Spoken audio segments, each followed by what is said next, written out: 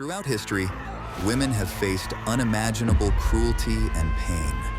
From ancient civilizations to modern times, women have been subjected to some brutal and inhumane treatments, often as a means of control, punishment, or simply as a display of power. Let's face it, history hasn't been particularly kind to women. So, what brutal ways have pain been dealt to women in the past? Join us as we reveal 10 most brutal tortures done on women throughout history, and it's not pretty. Number 10. Spanish donkey. From the beginning of human civilization, two things have remained constant.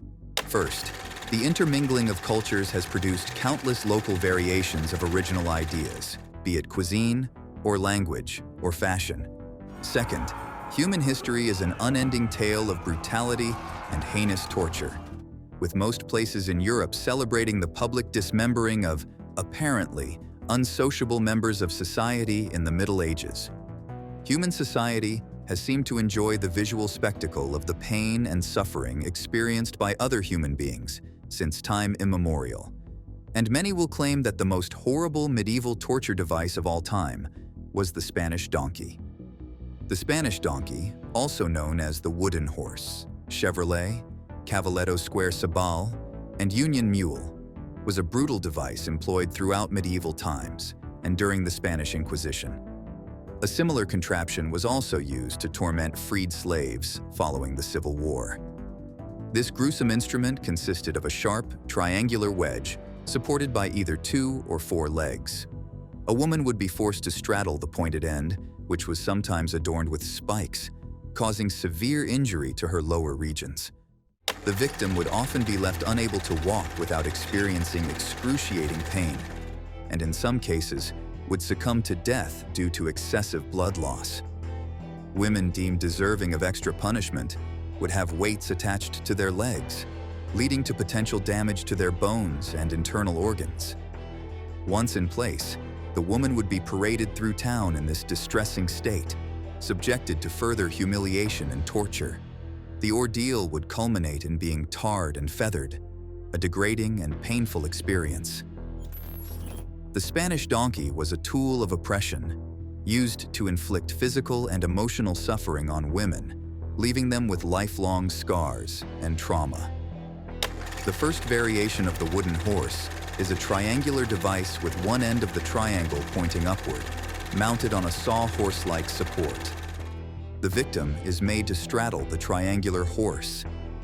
Weights or additional restraints were often added to keep the victim from falling off. A punishment similar to this, called riding the rail, was used during the American colonial period and later.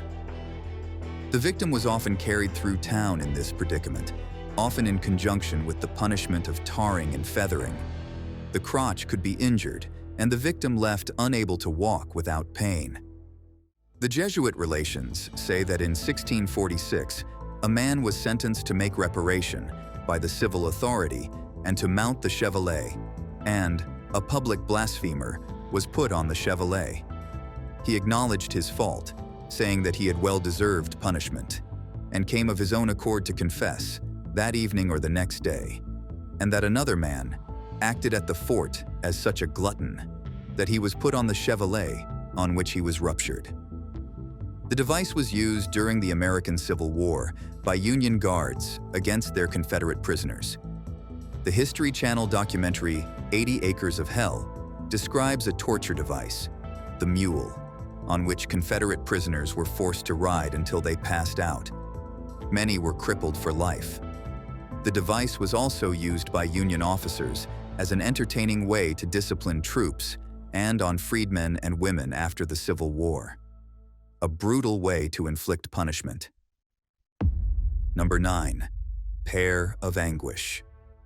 History is known to have maintained more rigid rules than we might recognize today for women's behavior and roles, and a step out of line might call for a cruel punishment to remind women of their positions in society. Women accused of witchcraft threatened the orderliness of Christian societies. Prostitutes or adulterers threatened the sanctity of marriage, and a woman deemed too loud might just be heard more than a man. Though many of the reasons for gendered punishment remained consistent, witchcraft, promiscuity, general unruly conduct, the instruments of punishment and torture throughout history varied, and one of those uncanny devices is the pear of anguish.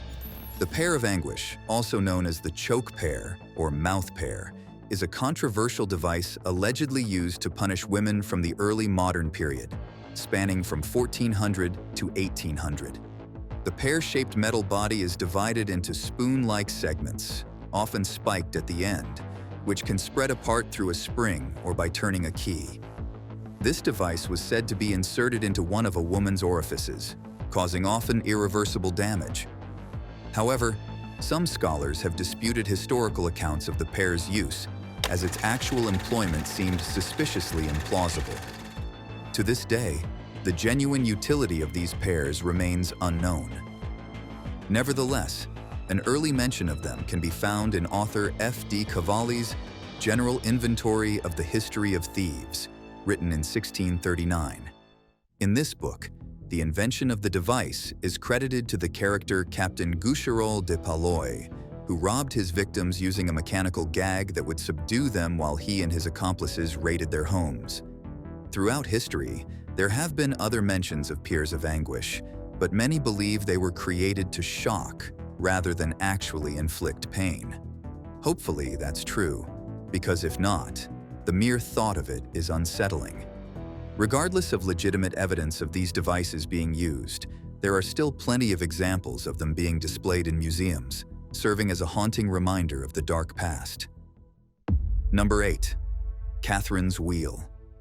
To this day, the breaking wheel stands as one of history's most gruesome methods of execution. Largely reserved for the worst criminals, its purpose was to inflict maximum pain and suffering, often before a large crowd. Not to be confused with the British alternative rock band of the same name in the 1990s, this horrific punishment device was named after Saint Catherine of Alexandria, a devout follower who was sentenced to death during the persecution of Christians under Emperor Maxentius. According to legend, when Saint Catherine touched the wheel, it became broken and cracked, saving her from a gruesome death by torture. Instead, she would ultimately meet her demise by beheading. Prior to that legendary day, the device was known as a breaking wheel, and its brutal history would go on to inspire countless works of art and literature. Interestingly, Joan of Arc reportedly heard the voice of Saint Catherine nearly 1,000 years after her death, and was inspired by her words to follow a path of martyrdom. Iconography of Saint Catherine, including the famous portrait by Michelangelo, often features her with the broken wheel or a smaller version of it in her hands, alongside a sword used to end her life. The wheel itself was sometimes covered in spikes, and the unfortunate victim would have their backs strapped to it, subjected to a slow and agonizing death by bludgeoning. Deaths by the Catherine's wheel were often prolonged, with some victims enduring up to 4 days of torture. Used throughout Europe and the rest of the world, the Catherine's wheel also saw use in colonial America, where several enslaved people were brutally killed on this device. Beyond its dark history, the Catherine's wheel has continually been referenced in popular culture, inspiring songs, novels, and artwork throughout history. Additionally, the term Catherine wheel was once used to describe a gymnastics move and is currently used to describe a type of spoked window and flowering evergreen. Several people, organizations, and places also feature the Catherine wheel in their coat of arms, serving as a haunting reminder of its brutal past. Number 7. The Breast Ripper. Today's execution methods and torture pale in comparison to the ancient world's brutal devices. As the name suggests, this device was used to maim a woman's body, leaving permanent scars. Sometimes the prongs would even be heated, adding an extra layer of agony. In other forms, it was also referred to as the iron spider, or simply the spider.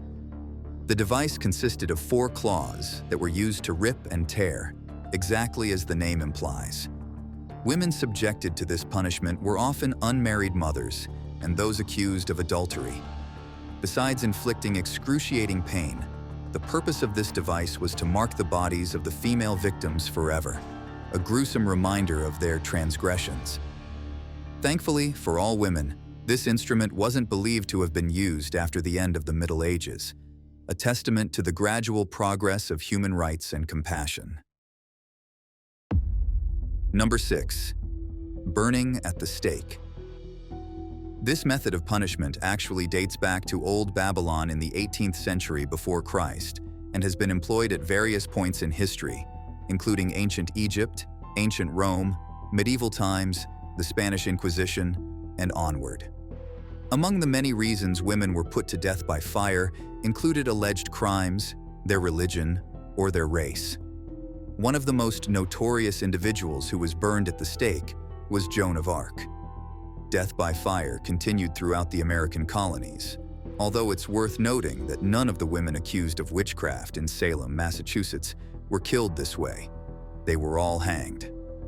Nevertheless, the first woman to have died by fire was a servant, the typical term for an enslaved person at the time, named Maria, who was accused of burning 2 houses down. According to the ESPY file on United States executions from 1608 to 2002, the last known victim of a fiery death in America was another black woman in 1805. However, the last woman reportedly sentenced to be burned at the stake was during the Spanish Inquisition in 1826, a mere 2 centuries ago. Throughout history, in some cases, a rope was tied around the woman's neck, and she would be strangled before the flames reached her body, a slightly more merciful end. Not all were so lucky, though. Sometimes, intentionally or unintentionally, like in the case of Catherine Hayes, who was killed in May 1726, the fire was lit too quickly, and she was forced to die a painful death as the executioner couldn't cut off her oxygen flow in time.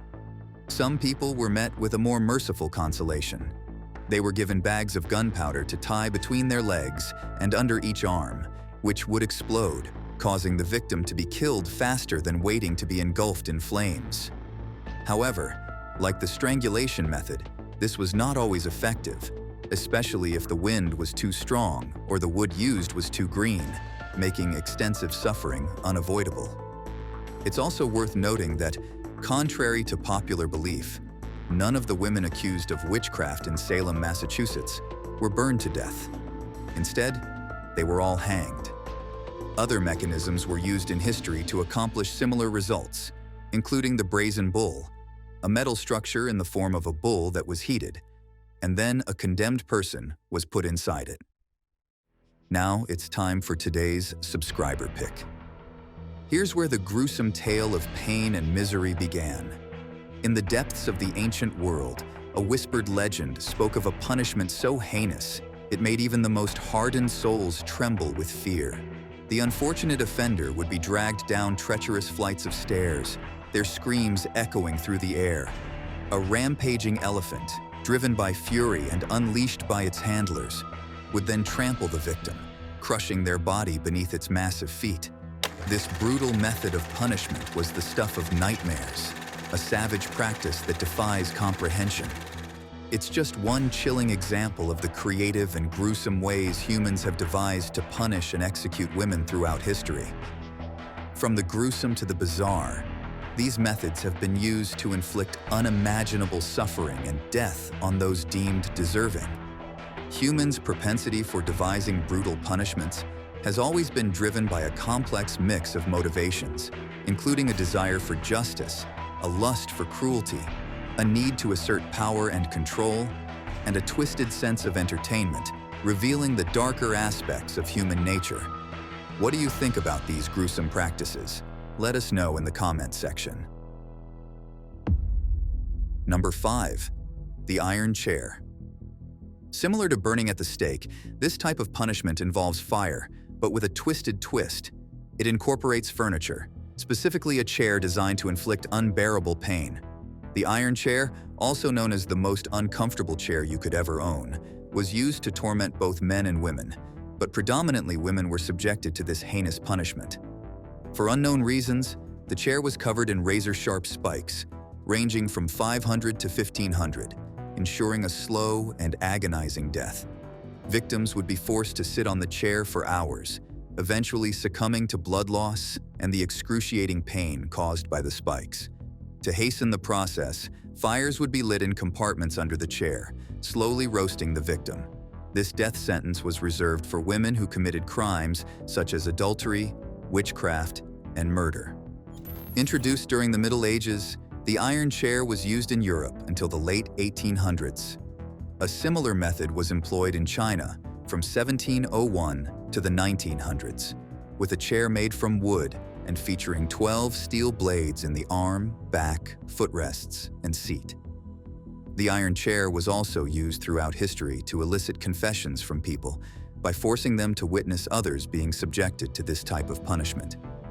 In recent history, the use of iron chairs has been documented in countries like North Korea, where it's reported to be a common practice in prisons. Another variation, the Chinese torture chair, was used in China from 1701 to the 1900s and employed a similar psychological approach to Europe's version. Though slightly different, the Chinese torture chair was made from wood with 12 steel blades, ensuring a gruesome and painful death. Number 4. Stoning. Stoning, or lapidation, is a brutal punishment that is, unfortunately, self-explanatory. It involves a group of individuals hurling rocks at a person until they succumb to their injuries or death. Religious texts even suggest this form of punishment for a range of offenses, including breaking the Sabbath, cursing God, rebellion against parents, engaging in bestiality or incest, or committing adultery. While we may assume that this practice is relegated to ancient times, it is still a legitimate punishment in certain countries today, including Saudi Arabia, Sudan, Iran, Somalia, and Yemen. However, this practice is widely condemned by international law and the United Nations. Rupert Colville, spokesperson for the Office of the United Nations High Commissioner for Human Rights, emphasized that under international law, stoning people to death constitutes torture or other cruel, inhumane, or degrading treatment or punishment, and is thus clearly prohibited. He further highlighted the disturbing trend that women around the world are more likely to be stoned than men due to deeply entrenched discrimination and stereotyping against them, including among law enforcement and judicial officers. A survey conducted by the Pew Research Center in 2013 revealed varying levels of support among the global Muslim population for stoning as a punishment for adultery. The highest support was found in Muslims from the Middle East, North Africa region, and South Asian countries, while generally less support was found in Muslims living in Mediterranean and Central Asian countries. Notably, support was consistently higher among Muslims who wanted Sharia to be the law of the land than among those who did not. This highlights the complex and nuanced nature of this issue, with deeply held beliefs and cultural practices often at odds with international human rights standards. Number 3. The Republican Marriage. A Republican marriage was a brutal and humiliating punishment that took place during the Reign of Terror of the French Revolution between 1793 and 1794. This heinous practice involved forcing a man and woman out of their clothing, tying them together, and throwing them into a river. Some reports suggest that the men and women were made to stand naked and tied for a prolonged period, likely to add to their humiliation. This punishment was primarily inflicted upon priests and nuns, and was ordered by Jean-Baptiste Cartier. However, like the pair of Anguish, this form of punishment has met with skepticism from some historians. Despite reports of Republican marriages taking place, no one ever claimed to have witnessed one firsthand. In fact, there was so little evidence of these practices being used that the assistant prosecutor and defense at Cartier's trial mentioned this fact and had accusations around Republican marriages crossed off the indictment by the president of the jury. Nevertheless, the remaining facts surrounding the Reign of Terror were sufficient enough for Cartier and several of his accomplices to be sentenced to death. In terms of etymology, the term Republican marriage appears to be a mockery of secular marriages. Books have mentioned parents being horrified when their children planned a Republican wedding instead of one in the local church, highlighting the contempt with which this practice was viewed. The use of the term marriage in this context is a dark irony, given the violent and degrading nature of the punishment. Number 2, footbinding. Although perhaps not with the intention to torture young girls, footbinding was a beautification process that did just that. Torture, and continued to torture the poor women who were forced to be disabled, or, at the very least, have greater limitations in working and walking than their non-bound counterparts for the rest of their lives. The process was started on girls as young as 4 or 5 years of age. On a positive note, older women who underwent footbinding when they were young are often said to feel less pain because young bones are soft and break more easily. Wealthy Chinese families often bound their daughters' feet in order to attract worthy male suitors, and it was considered beautiful for a woman to have small and dainty feet, known as lotus feet. Fittingly, the shoes made for these girls were called lotus shoes. It was said that the ideal foot lengths were the golden lotus at 3 inches and the silver lotus at 4 inches.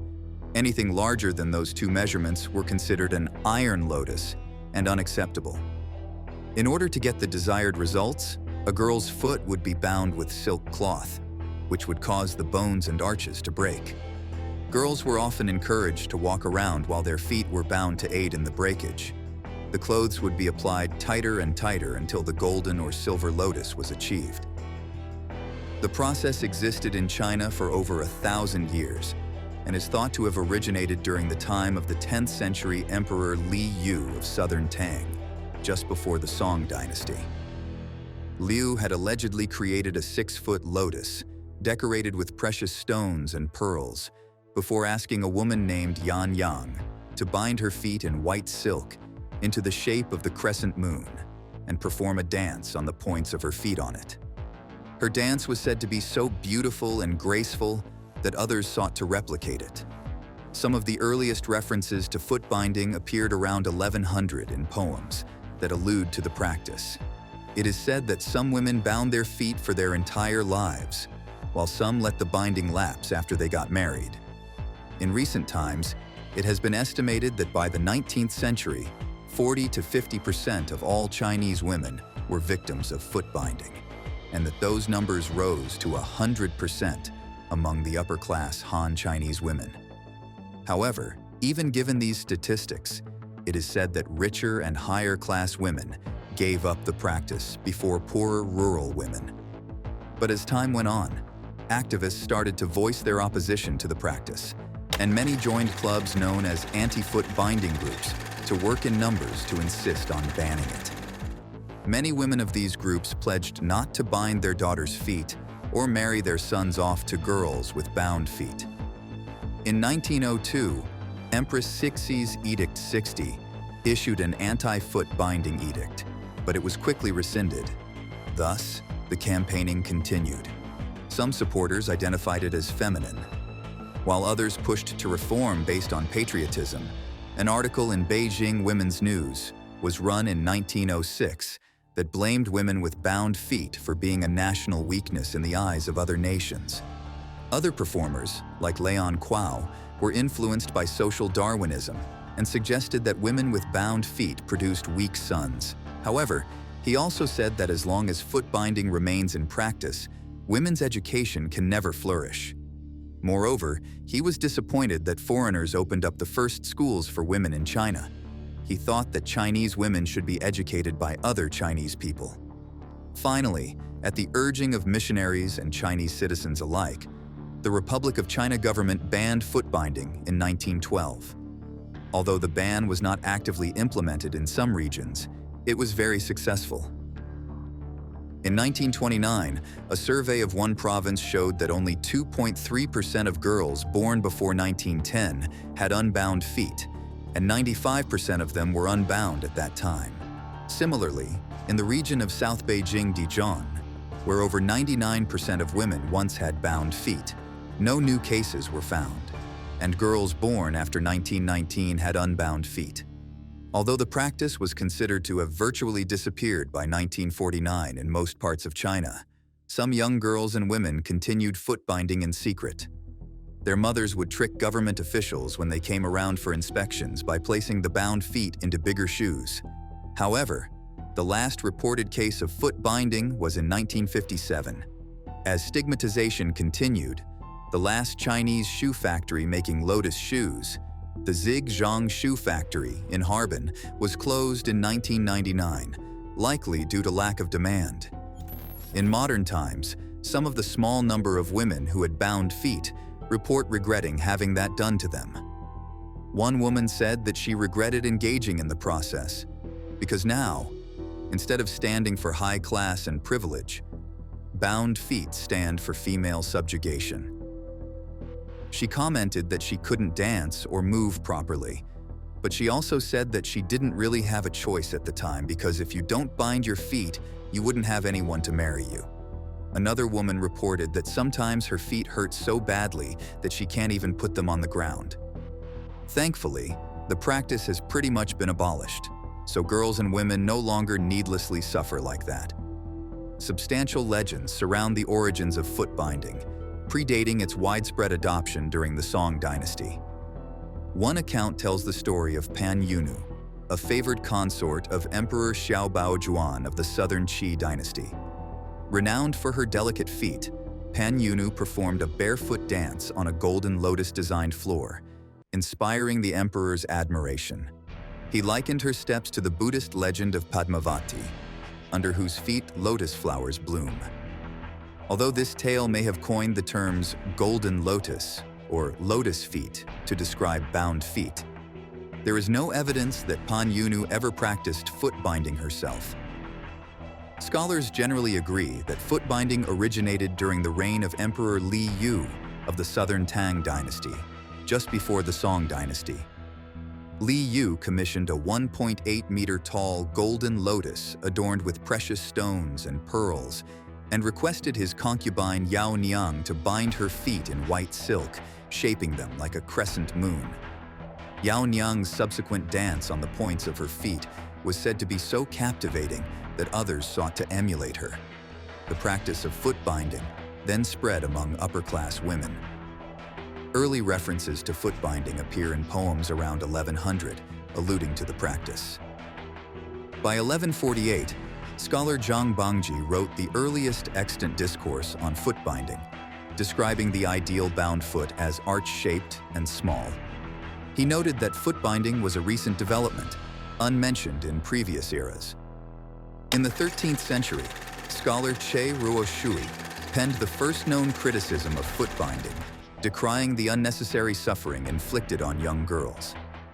Archaeological evidence of foot-binding dates back to the tombs of Huang Sheng and Madame Zhou, who died in 1243 and 1274, respectively.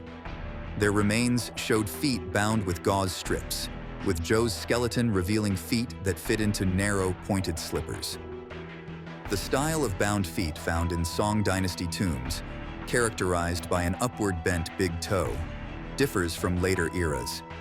The extreme smallness of feet, known as the 3-inch golden lotus, may have emerged later, in the 16th century. Number 1. Corsets. Like foot-binding, corsets have been used to conform women to unrealistic beauty standards. The corset is a support garment worn to hold and train the torso into a desired shape. Traditionally, a smaller waist and larger bottom, also known as the hourglass figure. They were also used to support and exaggerate a woman's chest. Both men and women have worn corsets throughout history, but they were more prevalent among females. Corsets have been around for 500 years, with the first evidence of their existence dating back to the 16th century, where they were referred to as stays. In fact, during Catherine de' Medici's reign in France, between 1547 and 1559, she banned women with thick waists from attending court.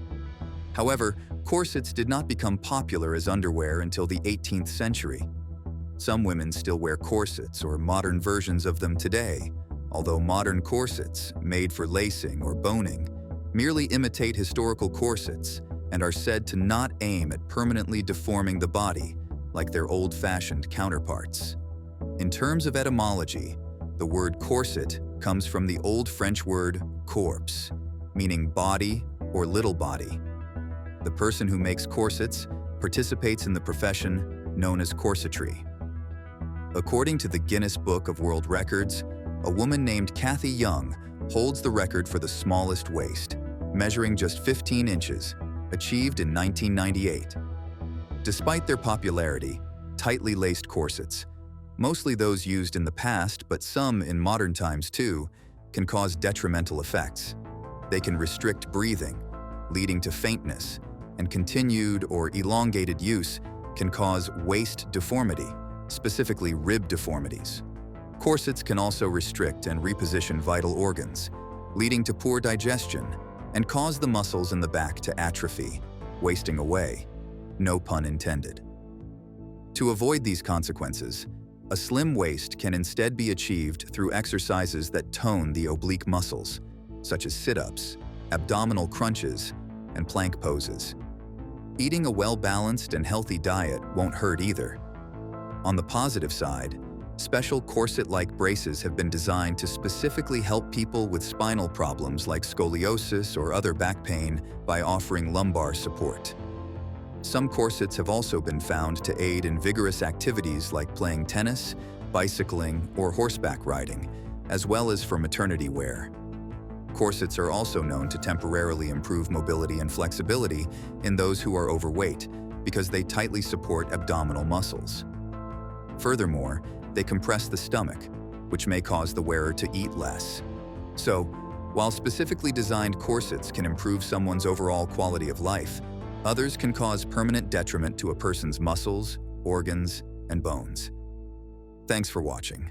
See you in our next video.